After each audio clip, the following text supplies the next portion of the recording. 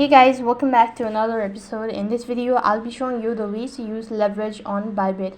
Now, using leverage on Bybit can enhance your trading potential by allowing you to control a large position with a smaller amount of capital. Here's a step-by-step guide on how you can do it. First of all, you need to go and log in and navigate to the trade interface. When you're logged in, that's going to take you to the home page. Here, you need to go and choose the trading pair you want to trade.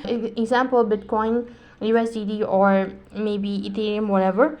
Next thing, what you need to do is you need to understand the leverage. Now, leverage allows you to trade with more funds than you have in your account. For example, using 10x leverage means you can trade up to 10,000 worth of asset with only 1,000 in your account. Remember that while leverage can amplify profit, it can also increase the potential for losses. You need to go to the trade interface. You can look for leverage settings, usually represented by a slider or a drop down menu.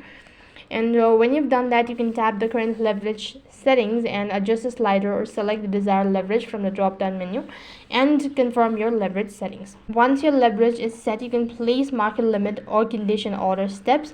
After that, you can place your order. You can monitor your position in a position tab, and this tab will show your entry price, position size, leverage use, and liquidification price as well. That the adjust leverage on open position, you can go and adjust the leverage on the open position and read about the risk management, all that. Likewise, by following the steps, you can effectively use leverage on Bybit to amplify your trading potential. Always exercise cautions and employ proper risk management strategies to protect your capital leverage as well. So that is how you can use leverage on Bybit. That is all for this video. I hope the video was helpful.